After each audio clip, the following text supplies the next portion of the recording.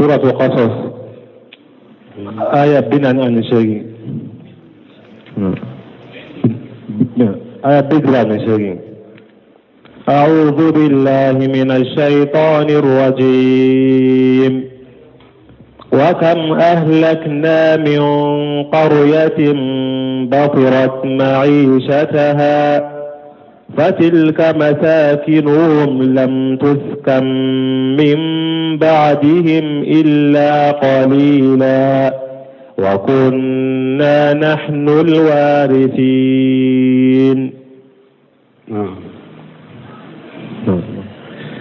وما كان ربك مهلك القرى حتى يبعث في أمها رسولا يتلو عليهم آياتنا وما كنا مهلك القرى إلا وأهلها ظالمون. بسم الله الرحمن الرحيم. والصلاة والسلام على نبينا محمد وعلى آله وأصحابه وسلم تسليما كثيرا. سبحانك لا علم لنا إلا ما علمتنا إنك أنت العليم الحكيم. أستغفر الله الذي لا إله إلا هو الحي القيوم وأتوب إليه. اللهم انفعنا بما علمتنا وعلمنا ما ينفعنا وزدنا علما.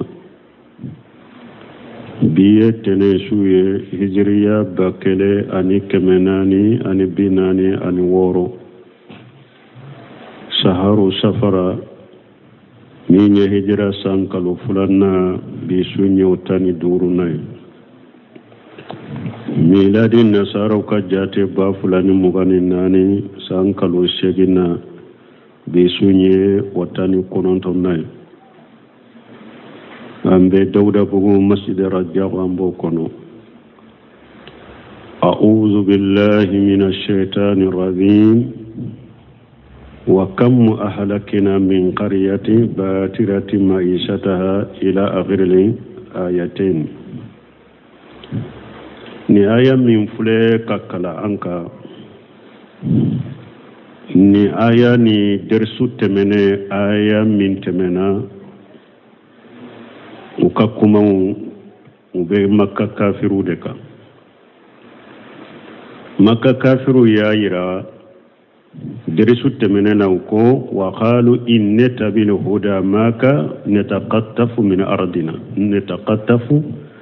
nutaqattafu min ardina ko cide maniya ye aw matu ko tauhidi ni cinyala arabu chama arabu ni etebe ni auntu wura cinya ko kafaraika ambe sirade arabu kana anta ukanan faga kankan nafulu minanna kankan nafuluta wo ala yo galon tigeya ko huja ni min o jura min fule ninye ko a cinyalendo ni chogo ya fulai la hala fulai ko huja in cinyalendo galondo huja cinyale la hala fulo dersu temene nyo jabi yala ne ala de makka ke aw ma hakli sigi duni yoro horomalenye kawto ka kafriya kawa kawto ka kafriya ka ne makka ke hakli sigi duguni horoma yoroye kafiru be nyogon faga mina mashe awma naw kera mu'mini yede nebe awla bila ni arabu baw faga o de cinyaye kawto kafriya la arabu ne ma arabu bila wala aw tangana kawto ka kafriya la na kera mu'mini yede nabe la bila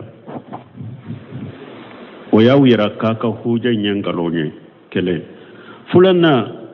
ala ya yira makka kafirula kafiriya teke sababu ye katanga to mo ka koy ka fonin torin ka kafiriya kade mbikisi mbe bonya mbe tanga mbe hakili sigi soro kafiriya teke sababu ye ka hakili sigi di mo ma koy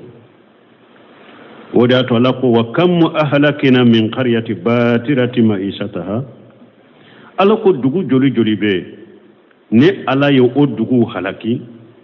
k'a sɔrɔ u ka ɲɛnamaya la u dan tɛmɛnen bɛ ɲɛnamaya ɲuman u dan tɛmɛna ɲɛnamaya la ɲuman de b'u bolo f'u dan tɛmɛna ne y'u halaki dugu joli joli be n'u dan tɛmɛna u ka ɲɛnamaya la ɲɛnamaya ɲuman b'u bolo u dan tɛmɛna u bɛ kafiriya kan ne ala y'u halaki o dugu joli joli be k'a fɔ n ye kafiri ye o tɛ tanga dɔ i ka koyi kafiri caman de bɛ ne ye u halaki fatilika masakinuhum o kafiri dugu caman min bɛ n'u dan tɛmɛna u ka ɲɛnamaya kɔnɔ ni ne y'u halaki u ka sow filɛ lam tuskan min ba'dihim illa qalila u halakilen kɔfɛ mɔgɔ ma sigi u ka sow kɔnɔ fo mɔgɔ fitinu wa kunna nahnu liwarisina ne ala de ye dugukolo tiɲɛ tabaga ye bunkasiri ko cogodiya ko yaqulu taala mu'arrida bi ahli makkata fi qawli taala ko ala b'a fɛ ka kuma ɲɛsin makankaw ma yawu ka kuma min fɔ ko kuma in jaabi wa kam ahlakina min qaryati batirati maisataha ay taqati wa asrati wa kafarati ni'amatallahi fima an'ama bihi alaihim min al-arzaq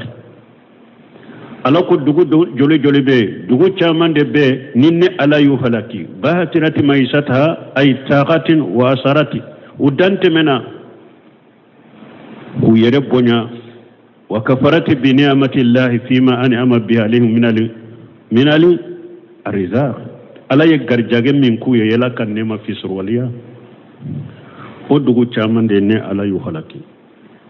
kama qala fil ayati al-ukhra comme ne ala ko aya wore kono وضرب الله مثل قرية كانت آمنة مطمئنة ياتيها رزقها رغدا من كل مكان ala ko ala ye dugun tale dugumɔgɔ tale ngosi awla dugu mi hakili sigi dugu do ma fantilen tundo dugu nye dugu de hakili sigi tumba ma fantilen tundo yati hay rijquha ragada min kulli makan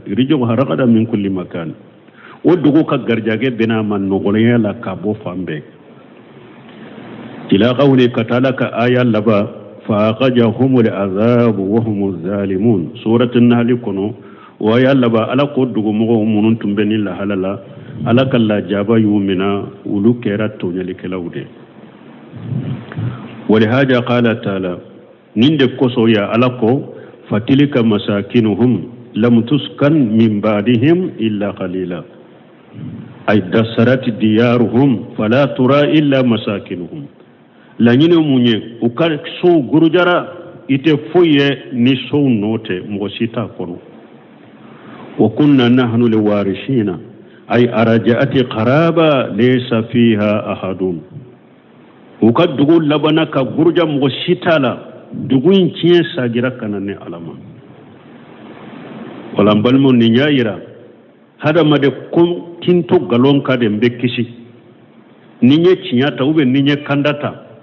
obeke sababu mbe dogoya de mbella jabadella hada made kito ika galonka ala mi labila ni ye cinyata de nyala bi labila derisu teminala e makkan ka wajabinu oye fula oye kelenya fulanna hada made kito galonka kito kala soso ne ka galonka wote mo kisi koy mbe sabatin ka galonka kana labila mo yen kana dogoya woti kisi dogoya mama koy odi ato Allah makka kafiru jabu fulana la ni aw ko de ko kawto ka kafira la de ko lafiya ne hakli sigi be tawka men ni awli man yara doro ko be la bila rabu yow baw faga ay kafiri chaman be ne ala yu halakiyo ka funka tonka kafira ka wote hakli sigi ne kisi di mo ma koy kafiri chaman de be ne ala yu halaki donc tiya yere tali ani ka ewa ala ka tinyata o yere debe mo kisi me kinton ka kafiriya ka beton ka kafira wote mo kisi alay kafiru jabini nim fulay summa qala ta'ala mughbira an adlihi o ko fi ala yan kibariya ka bo akatile nyama wa annahu la yuhliku ahadan jalima lahu ko ale alate moshi halaki kitonyo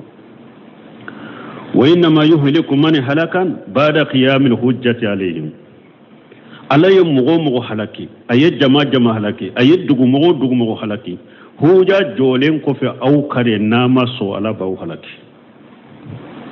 mi ala te baga mogo ma kam mogo halaki de wali haja qala ninde ko salako وما كان ربك مهلك القرى حتى يبعث في أمها رسولا وهي مكة رسولا يتلو عليهم آياتنا وديات لك آية ورلا أكو على ما دغو مغشي حلقي فو دغو ولشري وكاد دغو بلشري مونye ne ala be chiden de chi uluma ni chiden be ne ala ka aya ukala uka dugu belleshiri jumai makka dugu mogo shide te ni ala yu halaki fo o dugu leshiri ne ala be chiden de chi ka boye chiden be ne ala ka aya ukala uka aya nunun kala len ko fe mogo ka ni min masode ne ala bi halaki fihi dalalatu dalila benna ala anna an-nabiyya al-ummiyya huwa muhammad sallallahu alaihi wasallam al-mab'us min ummi al-qura dalila benna kun nabi nyuma kalambarlu kan nabi nyuma min muhammad sallallahu alaihi wasallam ni ala ya ci kabo dugu leshrila rasul ila jamil qura min arabin wa ajami awaciden ci rabbedema ni nyeddelulaye ko ciden cira mugo bedema arabu ane arabunta ciden cira bedema kama qala taala kuma ni ala ko ayewre kono litunzira ummal qura wa man hawlaha ako cide ale ala ya ciden ci pour akadugu belle shirika mugo bahabaga ani dugu be makka kerefe wa qala taala ko ayewre kono قل يا أيها الناس إني رسول الله إليكم جميعا على كتير مفوية إكاف هذا مدون ني على كتير ده كناو بهما وقال تعالى لك أيوركم لأنذركم به ومن بلغ على أيوركم كتير كافوني أني كو على يقرنا جي ale ciden ka purun kaw baga ni qur'ana o man balaga ani qur'ana shera mugo ma wa qala lakum man yakfur bihi min al ahzab fa an-nar maw'iduhu ala ko ciden ko fe jiya jama munum be jiya kono jama nu ye ciden golon tigeya nu kafirana ye ne ala tasuma de bilawlunya wa tamamu dalil qawluhu ta'ala dalilau tim dafalin munye ni alako wa min qaryati illa nahnu muhlikuha qabla yawm alqiyamati aw mu'ajjibuha ajaban shadida alako aya dokono wa min qaryata ko dugu shite illa nahnu muhlikuha funni alabo dugu halaki qabla yawm alqiyamati qiyamanye aw mu'ajjibuha ube mballa jaba ajaban shadida la jaba min kagele kosobe فأخبرت على أنه سيهلك كل قرية قبل يوم القيامة على ينكباريا كودغو بي كو عليبا حلقي سني قيامة كجو نوما لمناني على كاتشي دوني وقد قال تعالى أياسر لكم وما كنا مؤدبين حتى نبعث رسولا أكو أليتي جمسي حلقة أليتي لا جبلك فو عليك كاتشي دون دي ciidewun ciilen ko fede ka huja jommugo ka huja jolen ko fe minka imal limaniya ali ala bi halaki fajala taala ba'asata an-nabiy li ummi samilatan li jami'il qura ala ya ciidene kalambalun ka ciide a ciili ala ya ke ko ala ya ci jinya dugu bedema li annahu mab'us ila ummiha wa asliha parce que ciden cira kata dugun nunun bama ani dugun nunun kallesiri allati tarjun ilayha dugun min dugu bebe sagi katama o yemma kade wa sabata fi sahihaini anhu sallallahu alaihi wasallam asabati rabb gharir muslim kono kabo ciden mulala katanuna kisiba kannahu qala ciden ko bushitu ila al-ahmar wal aswad ciden kwale cira kata bileman ni fiman bedema wal haja qutima bihi nubuwatun wa risalatun ninde koso alayin nabinyumaya kan nabinyumaya timene cidenye ka cidewun ka cidenya timene cidenye najuma ta kofe ciden ta kofe fala nabiyya ba'dahu wala rasula nabinyuma te ciden kofe ciden ta kofe bal sar'uhu baqi baqa al-layli wan-nahari la yawm al-qiyamah ciden ka sariya beto jiade kono ka tile to jiya kono ka su to jiya kono ciden ka sariya imbe jiya kono de fokata qiyama fokata jiya wuli ciden ka dina min fulen nya ka sariya min fulen be dugu kolo kare ka suni tile toye fokata qiyama wa ghira li muradu bi qawlihi hatta yabasa fi ummiha rasula do konni ayal la nyine munye fi ummiha ay asliha wa ajmatiha ka ummuhati arasatiqi wal aqalimi ko dugu kalle sire anu dugu kayroba arasatiqi o ye dugu baw jiya kono dugu ba munun be jiya kono wal aqalimi ani dugu fitinu munun be jiya kono ko ciden cira bedema jiya dugu bawna dugu fitinu a cira bedema ko akorode wala amba sagi kata ayama wama kana rabbuka muhlikal qura ala ko cidema ala ittige ala amaken nabe dugu mo halaki hatta yabu asafi ummiha rasula fo dugu lesri ala be cide ndo de ci umaka bo dugu lesri la dugu ba ani dugu nunu be lesri tafsir kalaw be bolo dugu be ba ani dugu be lesri e makade e wajiya dugu bebe makade kerefe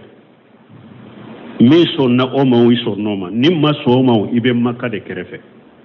jiya dugu bebe makade kerefe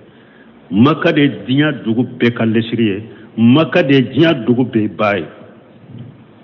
alay ciden ci kabo yorodela yatlu alaihim ayatina ni ciden be ne alaka ayaw kala uka wama kunna muhlikal qura illa wa ahluha zalimun ne ala make nimbe dugu mo shi halaki fo ni dugu mo nunun kera to nyali kelade ni dugu mo munun kera to nyali kelade ni alaka ciden cilen ko fe uma ne alaka ayaw kala nuka huja joruka uma saw wala mbu halaki alake bagu mo suma alati lele ndadam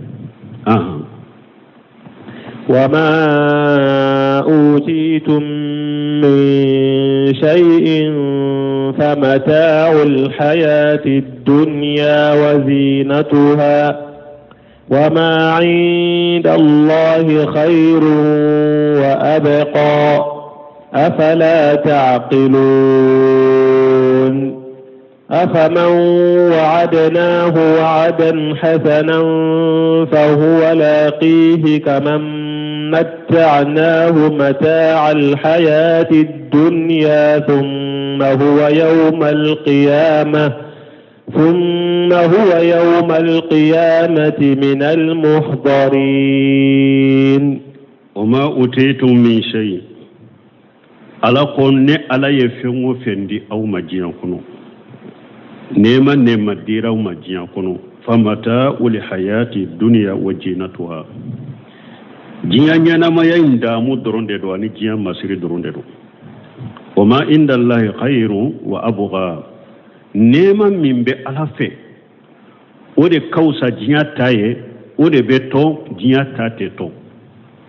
afala taqilun wala awte hakkili soro nema fula min kanyi ikota akanyi kateme min kay kotoy nema fula bilali koro awte hakkili soro min betto ako sugante akota min tetto ako bila afala taqilun yaqulu ta'ala muqbira an haqarati dunya ala ya fo masamin korta leno na banki bariya jiya jasili la ko jiya fen jasilende wama fiha min jinati daniyati wa jahrati lifaniyati aw ko masirin min be jinya kono ani jinya ka nema munun be ba binisbati ila ma a'addahu Allah li ibadihi salihin fi dar al-akhirati min na'im al-azim al-muqim ala be jinya jasili an kibariya jinya jasili de ma ko jinya min fulen ni ani masirin munun fula kono ani nema munun fula kono nu be ba ko fen jasilen de do nema koro ala ye aka jonyuma lahiri nyogonyani nema munun be lagara nema bammin be lagara nema munun be to lagara ni ala ya ka jonyuma lahiri nyogonanu ye ko jinya fitini de o nema koro ko jinya fen jasilen de o nema koro kama qala ta'ala qumni alakum ma indakum yanfadu wa ma indallahi baqi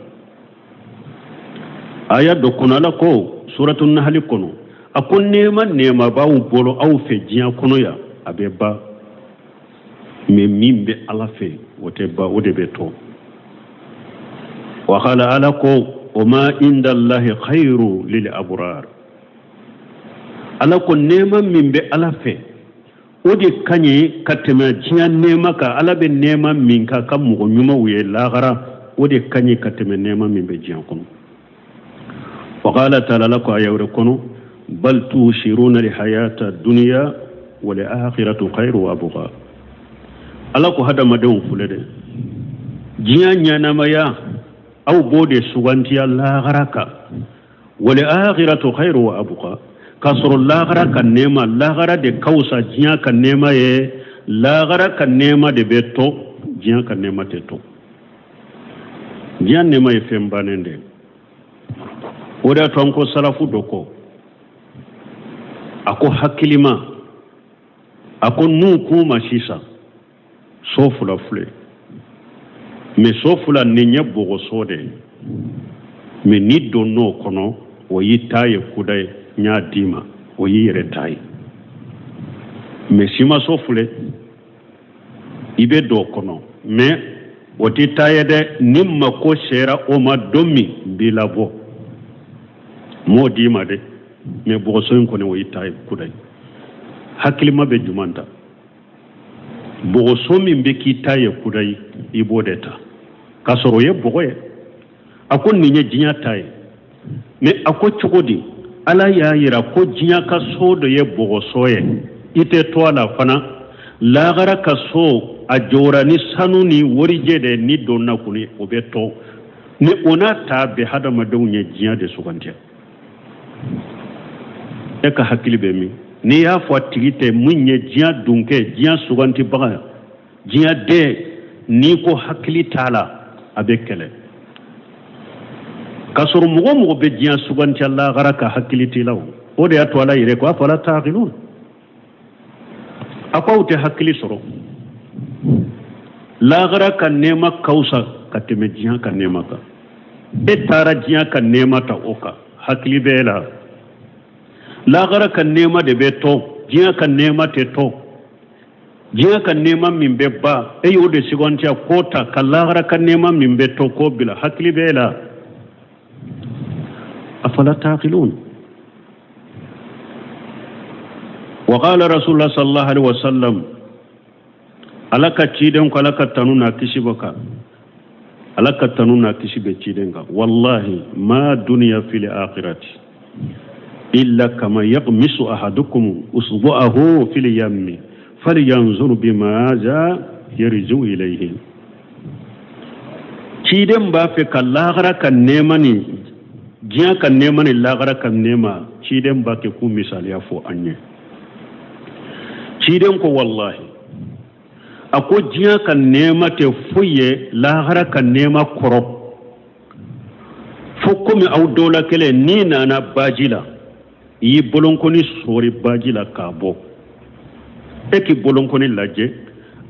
ji munun nora i bolonkoni unla uye mun nagashi bajina ni ei bolonkoni sori bajila kabo ji munun nora la e ka bolonkoni la uye mun nagashi bajina ma foi nagashi bajila awa ciden ko jiya kan nema to bo lagara kan nema koro jiya kan nema te ha jiya kan nema lagara kan nema koro ato bo to da be ko mo misaliya mo kanke idise fa wala jiya damu jiya bendia jiya masiri hakiliman e kanka idise fa wala kalagara to ya afala taqiluna ay afala yaqil man yuqaddimu dunya ala al-akhirati afala yaqna kurajuma ya la mugote hakili sorowa mugummi ibe jiya de bila laharanye ya la ete hakili soro hakili tila wa ite hakili soro done mugummi be jiya bila laharanye ite hakili soro wa qawlu ta'ala ni ala ko ayakunu afaman wadinahu wada hasana fa huwa laqihi ala ko yala mugummi ninne ala ya lahidu nyogonya ni lahidu nyumaye lahidu nyumai shikatala aba kumbe nyogonya Allah garafana aba soro fana kamani matanahu matali hayati dunya yala oni mugoye kelenye ba mugummi ni ala ya la damu jiya kono ka jiya damu de dama summa huwa yawmal qiyamati min al muhdarina min lahara abella jabade eska nunu nyekelenye mugummi ni ala ye lahidu nyuman taye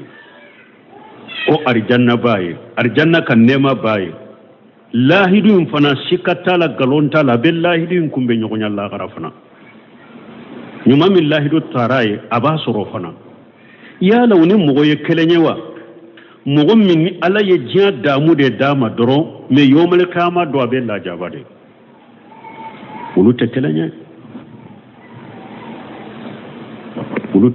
يقول تعالى ألكم مسامين كروتالينو أفمن هو مؤمن مصدق بما وعده الله على صالح أعماله من الصواب ألكم يا مؤمن مؤمنية ألا يا الله دو نيغونيا أكبر نيمو كيلك ألا يا الله دو نيغونيا ني سراميني أدارا ولا الذي هو سائر إليه لا محالة نيما من أبلغ كتاما فنا كما تالا شكتالا كمن هو كافر مكذب باللقاء الله وواده ووعيده يا لا أوني مغوية كلني مغمي كافر دو أي ألاك كم بيغنيا غالون تغيا أي ألاك اللاهرون كون غالون تغيا أي ألاك جنغان كتا منون فورا يايو غالون تغيا وهو متمتع في الحياة الدنيا أياما قلائلا ewa abake ka damu bo alebe damu soro jiya kono jiya ka tile fitinu damu doro abode soro summa huwa yawm al-qiyamati min al-muhdarina min al-mu'addabina o ko fe lahara abe fara mugol la jabale wonde ka yala nunu nye kelenya summa qad qila innaha najalati fi rasulillah sallallahu alaihi wasallam wa fi abi jahali o ko fe tawsir kalaw doko ni aya jigna ciden de ka ani abu jahali mumini nye ciden de kafiri nye abu jahali wa qila fi hamjatan wa ali wa abi jahali wa kilahuma an mujahidi do fana ko ayi ko aya jigna hamjata ne ali ani abu jahali ko aya jigna ulude ka kibariyala kuma fulayimbe ube bora mujahidu de fale de kuma fulayimbe fo wajahiru annaha ammatu min bangalendo ayayimbe gorobalide nimbe kafiri ni mu'mini bedeta mu'mina dara alala adara ala kallahidu kauna abe bara nyuma munun ka ala yesara munun lahidu ta dale bola ani minye kafiri ye dunya ni ayediya damu sorme lagara foyi tanye ni la jabate ulu tekelenye foka da jawli kafri bede ni mu'mini bede ni wa hada ka qawlihi ta'ala ikhbaran an jalika almu'min nimbe komi alaka kuma masamin kortale na yan kibariya ka bo mu'mini ma asrafa la sahibihi wa huwa fi darajati wa jaka fi darakati mu'mini do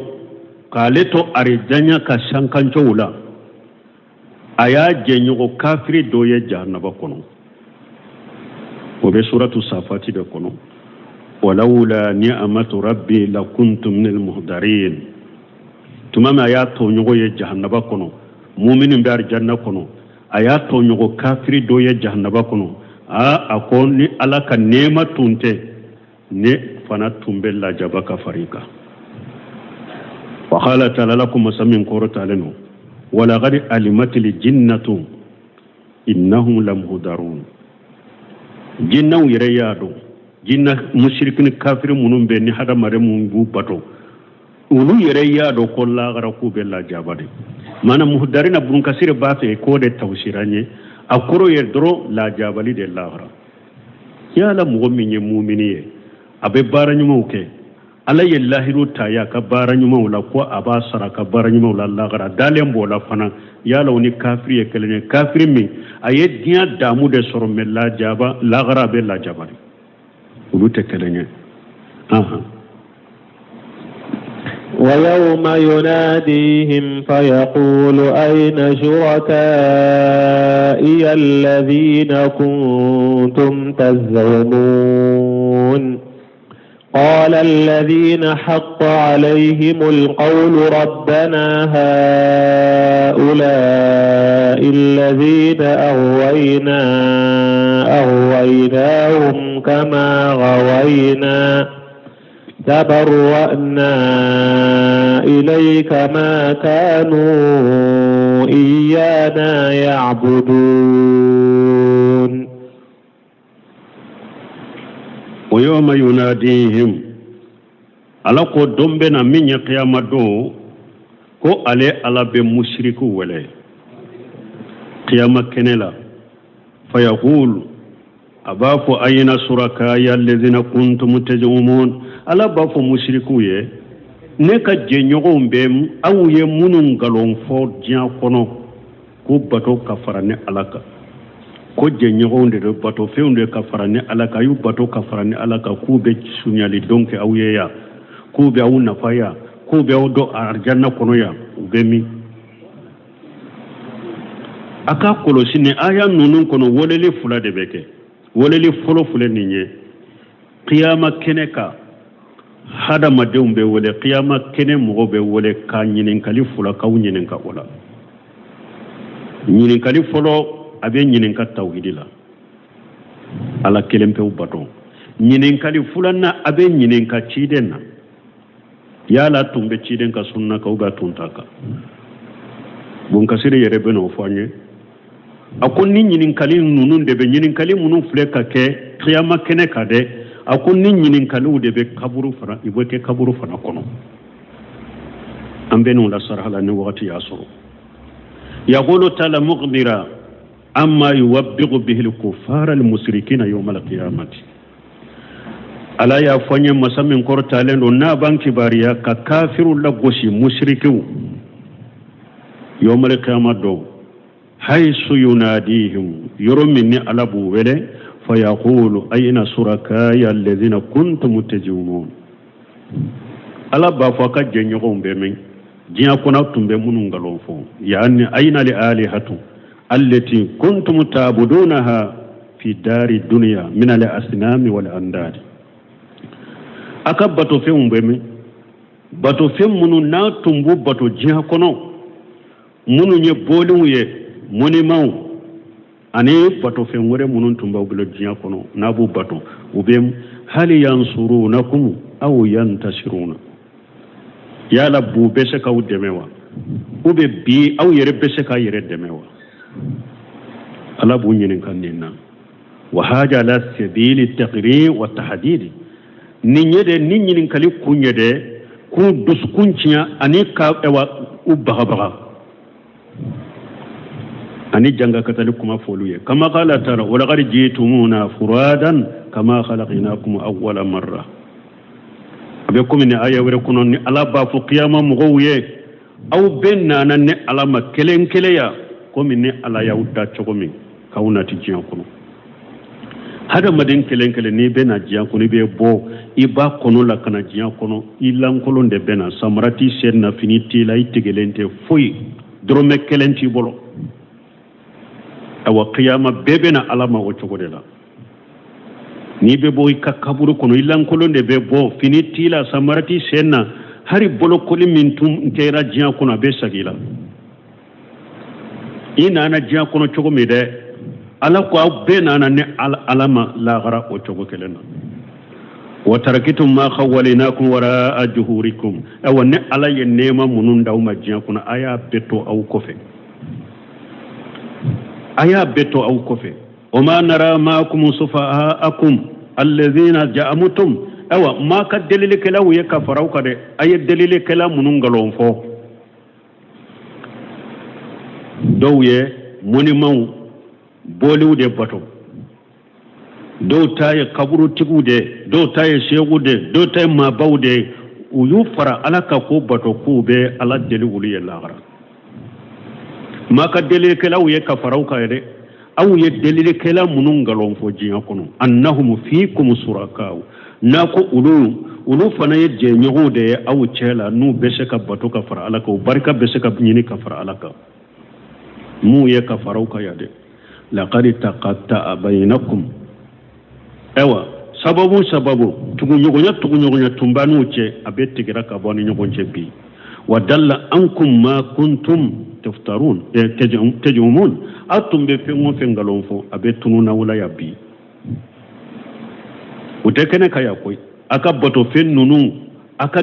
awu yere munun galon fo ku be delile ka awye ube mi tugunyo gonya tigera ka bonu che yabi atum be fengo fengalon fo abe tununa awla yabi nimbe fo musiriku e qiyamah kene kade bekita fu bekita nyana boli fure ni ye fenwore koni de bato ka fara alaka ka kanu ka fara alaka ka barika nyini ka fara alaka ka bato dama bato munu ni ala de kere na nu ye anyana boli ye minye qiyamah kene kala fule ko do fiye ya ala bi wole ki nyini ka qala alladhina uqalana qala alladhina haqqa alayhim alqawlu مغوكو جنگا كتاكا كما واجبريا منونكا قال الذين حق عليهم القول يا النسياتين ولمردة والدعاة إلى الكفر قال الذين حق عليهم القول يجوني شيطانون كان نجلو هذا مدين شيطانون هذا مدين كان نجلو منونتم بجاكونو والدعاة إلى الكفر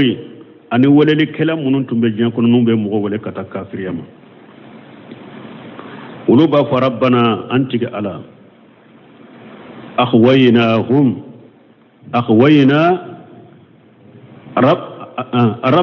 ربنا أنتك على هؤلاء الذين أخوينا منو فلك فليته أخويناهم أون دي يوفلي كما أخوينا كم أن يرفلي لا تقوم الله أكبر بدي أكرمه مشرك كرمه كافر كرمه ولل كلاو كتا برياما ولل كلاو كتا كافرياما ولل كلاو كتا مشركياما ويربا فو بجو على قيامة دو كو أولو فيلين توندو على جمع من فلك فيلته أون دي يو فيلي كومي أون يرف فيلي لا تشوكومي أون يرف تومبي فيلي لا تشوكومي أون دي يو فيلي تبرأنا إليك مي أون باري لك بوما يا كتا إيه علما أنو تفوي لا يبي musirke kuntigi be ninde fo aka jamai kafir kuntigi min be wolere ke ta kafiriyama abe ninde fo aka jamai qiyama keneka ala munun fule ka filite awnde yu fili me anyere tunye comme anyere tunye fili bante chogomi anyu fili yaro shisa tauhidi wolere kelan sunna wolere kelan ala faham salafu salih nu ko musirke kuntigu ye fili bantu de kafir kuntugu ye fili bantu de bidia kuntugu de fili bantu de abedegu ka jamala de ha me qiyama do yere de ba fu antu ye fili banti de anyana bolu fule qiyama kene kare kafir kuntigi be yere be aka fili banja fo qiyama kene ka mushriki kuntigi yere be ba aka fili banja ko qiyama kene ka bidia kuntigi be ba yere ka fili banja fo qiyama kene ka kasagi kafo ka faraka tabarra'ana ilayka ala anka jama an bari laka buma kata e alama obu kishiya ika karamo be bariya ima qiyama keneka karamo minte bariya mo ma qiyama keneka we chidende ube munum be chiden kan nola no be welele ka alquran wa sunna ala fahm salafu salih nunun de te bariya u ka jamala qiyama keneka me karamo yi wele kata shirku de ma yi wele kata bidiya ma adi wele kata kafriya ma qiyama be bariya ka boy mai ma kanu iyana yabuduna awa antigala utuntam bato fasahidu alaihim annahum akhwawhum bun kasiru ku yere ye sharia ke ku u yere de ulu de jamain fili fatibawhum ku jamain tugura uluko tabarraw min ibadatihim utara bariya fana kabo ukabato imma ulu yere ye sharia ke ku ulu de jamain fili ko jamain tugura uluko o kofe uyu bariya kabo jamain batolima jamain batolima ku yi bariya kabo ama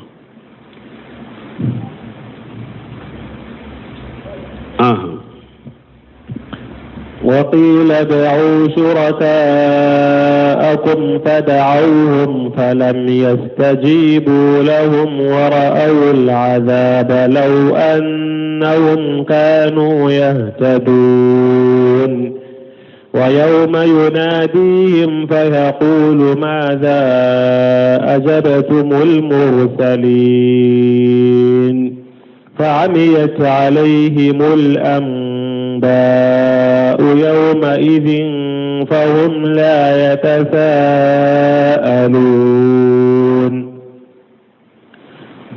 على حرب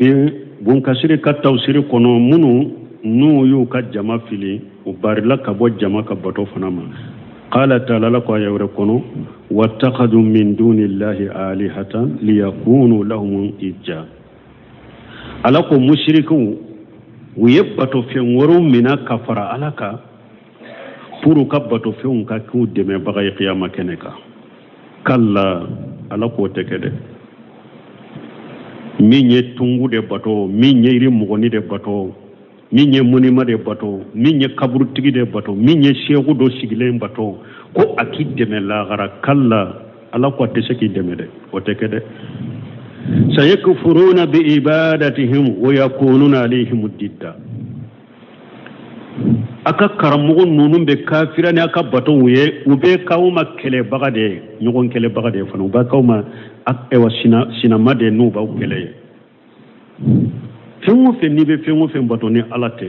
ko abi deme ala ko ati deme de me abeki kele baga yere de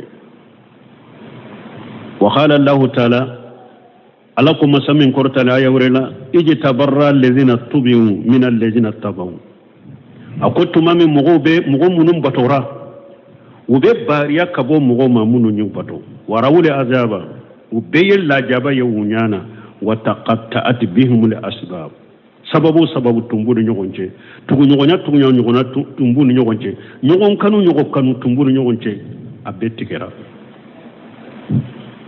abetigera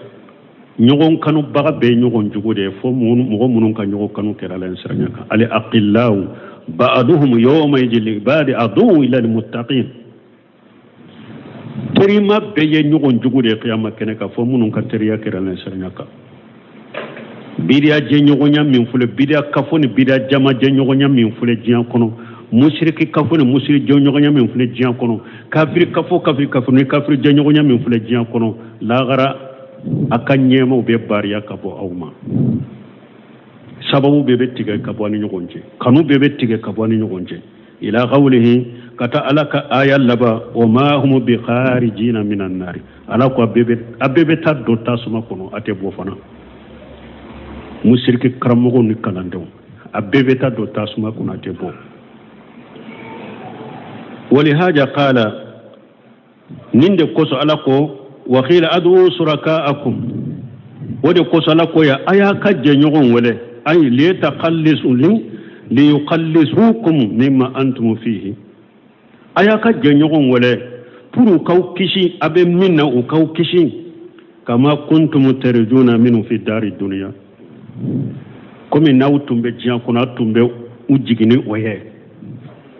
ma ban nunu awun ba ma fo nunu nya alawiyo awun ko de ube delele de kanye yo malika maddo awun ñu bato de anyu barka ñini de pour kan na fan la gara de barka ñini kunya ala ko ayen nim barka ñini minke uyede aw yu bato li minke de kun unna fali min jiga aw ye la gara awa afule la gara kene kaya ayu welew ka kishike no be se kaw kishi fadawuhum falam sajibu lahum uyu wele mi ka karamo mu jabi mushriki jama yu ka karamo wele karamo mu jabi warawle ajaba uyalla jaba yawnyana ay watayaqanu annahu sha'irun ila an-nar la mahalata uyalla jaba ye uyireya do bi ambe do nilla jaba de kono kuma tala me kisi chogo de beya tuma mu yella jaba ye uyireya dankan ko bi ambe do nilla jaba de kono law annahum kanu yahtaduna o yoro a uyanata harantum be jiyan kono wakati mi antum kake mo nan kandalendo tuma mu yella jaba ye uya dankan ya be do la jabala uye kandanata tuma mi utum be jiyan kono ay fawaddu hina ayanu li azaba uyanata tuma yella jaba ye unyana law annahum kanu min al muhtadin fi dari dunya uyanna ta hari wakati mu lutum be jiyan so kono wakati mi antum ka ke mo kandale munye o mbali ma fule de ala de be do ala te mo sinnege ala tilelende do qur'ana kalam bagaw fana ala famu salafu salihu te mo sinnege ite mo si trompe ko fule de mo do ni e malli manani alayka ala kelempe bato katugu ci den ko kuma ti dalla gara koy kuma ti dalla gara de ni jora qiyama keneka e yella jabaye e yere bad dankane e be do ni la jabade kono kisi chogote e yere banna tantum be jan kono wakati mi harin tunka ke mo kandale o be soro ni nyet tawhidi weleliye o ko fi ala ko o yawma yunadihim weleli fulan nafle ala be qiyama kene mo wele فيقول ما جاء أجابتم المرسلين أيتشيدون فنجاب منا وديات ابن وسمين تمامي أين آيات تفسيري أكون نيري سؤال عن شهادة لا إله إلا الله وأن محمد رسول الله أكون نيري نهدا مدين بين ينكا شيركما فلالا بنكسير بنا موفو أكون نداول أول عن سؤال التوحيد an suwalu tauhid mun kasiri ko woleli folo qiyama keneka jaman yinin karat tauhidi de la ola mbalmo tauhidin yede fembe kunkoloy woleli kela ka woleli madamina tauhidi la tauhidi te fembaye ate bala ka woleli la amma mugo wole kata tauhidi ma na yi mugo wole kata jogonyuma ma woleli kela fu falati haraka ka wolele to ya ode kan ni hada maden jogo nyuma sugu be dafarila ini tauhidi masha alama foy manye fu yomale qiyamah don nyinin kali folo ala be nyinin ka tauhidi de la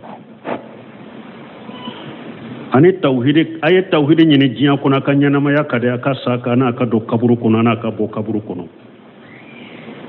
nidaul awwal an suwal tauhid nyinin kali folo weleli folo ala weleli folo yoma yunadihim ni nya sabati ala be kuma ala be welelike ala be kuma ala be welelike weleli folo kera tawhidika wa haja fihi isbatu nabuwati ma kunni weleli folo na min folo ni nye ci dem fana kan nabi nyuma ya o sabati libe ni weleli la ni nyinin kara tawhidila ibe nyinin ka ci dem fana kan nabi nyuma ya la ماذا كان جوابكم للمرسلين إليكم نقول فلان كوني موني نتشيد منونشير أوما وي على تالاش أوما أكجابو كيرا موني تشيد موني وكيف كان حالكم معهم أكالي الحالة كيرا تقولي كفرة تشيد موني وهذا كما يشعل العبد في قبره bunkasir ko nimbe ko min nube mo gonyine ngai ka kaburu kono man rabbuka wa ma nabiyuka wa ma dinuka ni donna kaburu kono ibe nyine ngade itigi alay jonye ikan nabi nyuma e jonye itumbe dina sugu jumanka mbalmo wodi yato salasatu usul ube doba fu usulu salasa li muhammad ibn abdul wahhab kata malik ibn abdul aziz tile wiya ke sharia de alimami beka ka jamal la kalala saudiya ka misiru kono salasatu usuli jamana nyema yere de yo bilal mami kelen ka ikam misiru kono iko lakala jamala tauhidi de do ewa o kitabu dilala nin ko sabadeka itigi alay jonye ibe ala do chogomi ibe ala bato chogomi aya fuye ma rabbuka o ma nabiyuka chide nye jonye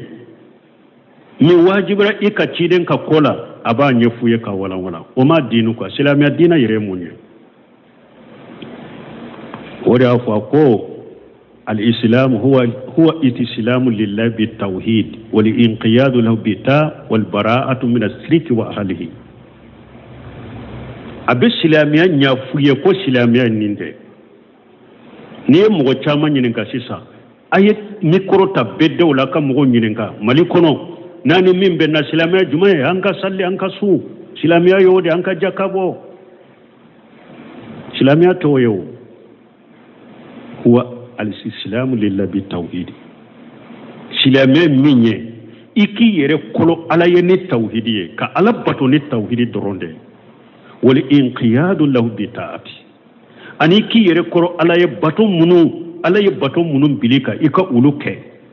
wal bara'atu min ash-shirki wa ahlihi ani ka bariya ka bu mushrikiyama ani mushriku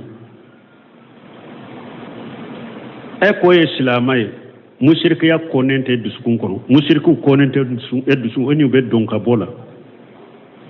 eni musirku be grena be donka bola ube musirkiya mina digilente ela ite wajuli kaka ika kutubetaka ika wajuli te boaka jogo kanye doro ka islamia nyumante bolo donc ako grunka siru ko ninyi kali munun fleka ke qiyama keneka akun nimbe komi ni jombe nyinin ka munun na kaburu kono ittiga alay jonye ikan ne bunyuma e jonye ikadina e jonye famal mu'min bun kasir kon na yasur mu'min mu'miniye fa yashhadu annahu la ilaha illa allah ebe sere yay ba fo bato fen shite min ka bato ciani ala kelem tawte na yasur yay mu'min ni tawhid don na kabru kono ini tawhid jon jora kiyama keneka وأن محمدا عبده ورسوله يبا فنا محمد فنا على كجون على كتشيدن ما وياسر إني محمد رسول الله مانا أمانة دونن دو يبلو تعاته فيما أمر وتصدقه فيما أخبر وإسناب ما نهى عنه وجزر ولا يعبد الله إلا بما سرى أكاسرو كيدن ينامرني من ياكي iya cinya tiya ka kibari afole unna ayi baga kibali fengo fenna bidew ni kokoro la dina la ya betoy ima Allah batu ni sira siye ni cide mamin ke sariya Muhammadu Rasulullah manan nani gorobali ba nofe silama min be jamana in kono ni manan nani sabatile mbala illa marahim rabbi parce que donna jamana in kono karamogo yere de bafo ubu dambe kata karamoyama ani diplôme ubu dambe kata arabu kan donema ko beni ka tabulo beni ka haklina fa nunum fana dikita terude beni ka famu chogo ya famu chogo mi ala bato chogo la nim fana ya famu chogo mi ala ka take dina to walla nyu badala bi masara ibo ododmi ikana ala bato ni foye ni alama minke sariya amu lahum surakaw sarawu lahum min ad-din ma lam ya'zan bihi Allah ala ko jenyo de bawu bolowa nu be bato chogo de kawma sariya ka sirawu do kawma sariya la ma jeni minye sirate mu bolo de terigate mo bolo damana sirate mo bolo dina kola damana haklina site mo bolo dina kola mo site ka horonya bolo ika horonya abi bolo ka jian ko ni ka somara ika dum mara chuguni kan na fulo min bi bolo ka horonya bodela or haro yere horonya da falenti bolo de ni kan na fulo ko ke chugola sare mi nyamara na be mina har yere kan na fulo ika horonya da falenti bolo horonya da falen be di hada made malaka dina de ka kola ala ka dina qur'ana di sunna de do o de dirima ibe tuguli de ko damana haklina tela damana horonya ti bolo foni ka hakina mini qur'ana ni sunna benna e ka horonya mini qur'ana ni sunna benna o beta ye qur'ana ni sunna deta me beni ka horonya beni ka haklina ye mo wole ka haklina ubonya sa beni ka famu te ya famu ni to le ka kedro ni nya famu ato ataka ngalo fikri kiri nini ala tama do qur'ana e war kaburu kono ala kelempe bato ni na ma do kaburu kono dina nyuma ni na ma do kaburu kono kiden ka bato le ni na ma do kaburu kono bun kasir ko chogodi wa ma al kafiru fa yaqulu na chogodo ba fo wa mal kafiru aw al munafiq me mo mi nye kafir do be munafiq de be islamiya kono dro kenimala be ko silamiya fana ko silamiya ake chogo na fo chogo te nyanyini fa yaqul ha hi nu ye enyinin ka ma rabbuka ha hi wa ma nabiyuka ha hi wa ma dinuka ha hi la adri Allah bai ba fo ntado malika ba fo la talaita wala daraita to ba fo alata cide dina ma tugwa ko jiya kono ma kala mana nyado kaburu kono da yebana fo aw ma ko ladri cide ko summa yadribu bi mitriqati min hadid baina wujinayhi akum malika fulan nu yunyinin kan ninjabu saba amma sheka sabati bolo kontado ko jiya kono man nyanyine kado ma tuguni ko jiya kono shi sa de benen ninfo akon nege fi marato de bugolo malika fula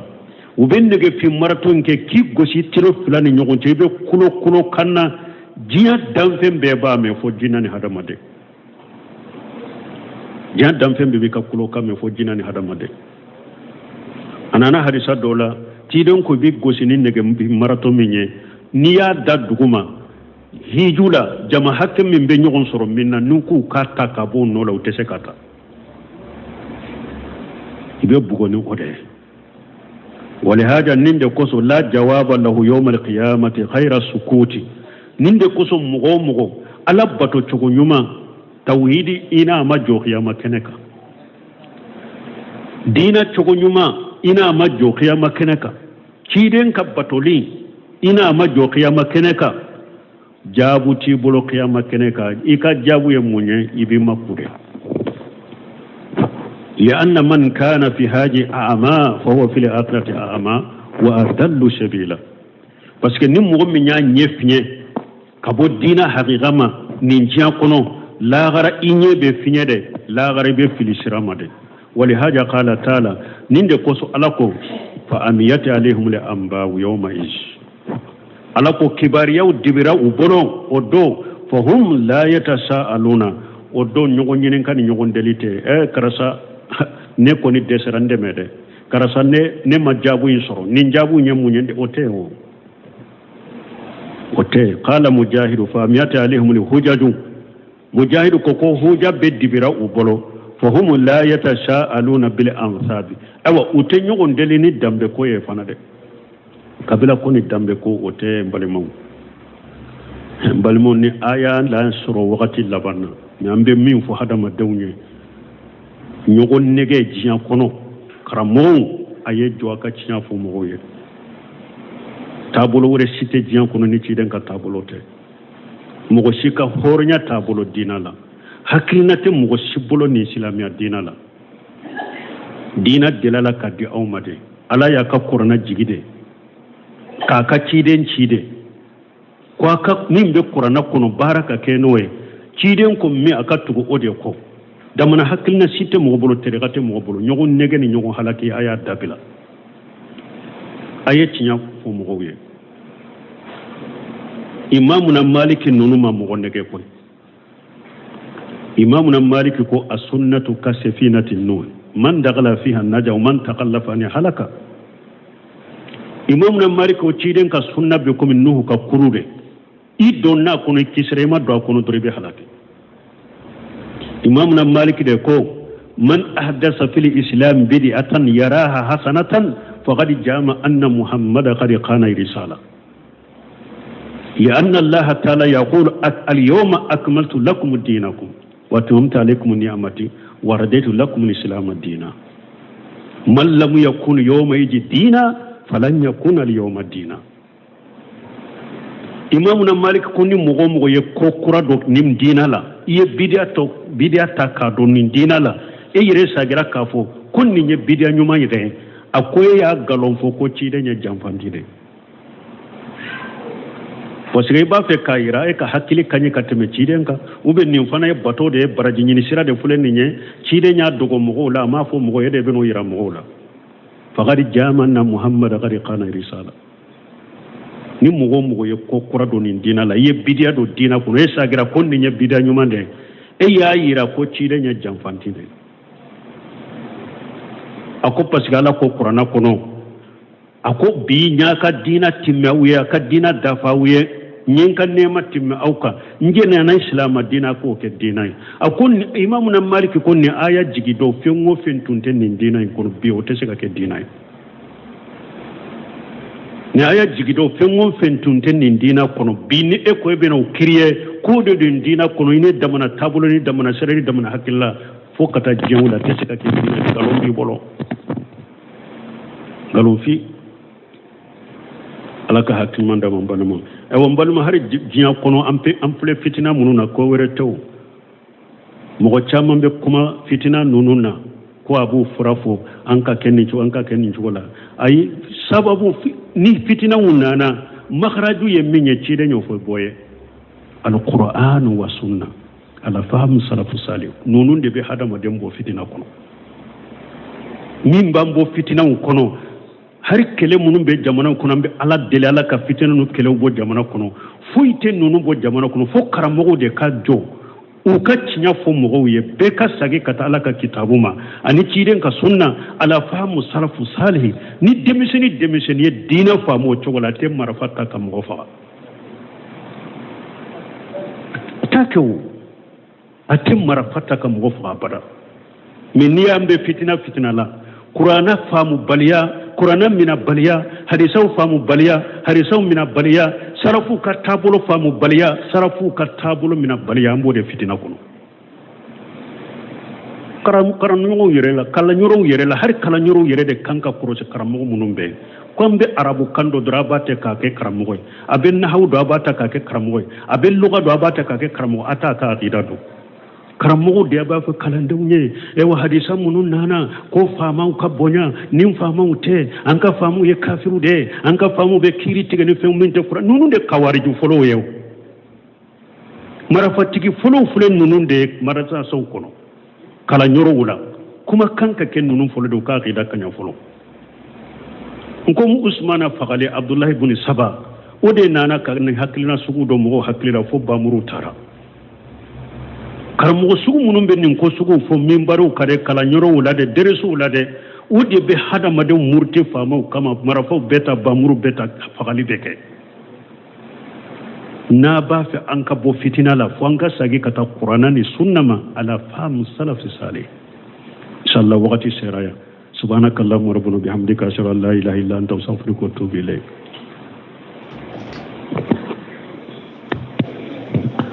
سورة قصص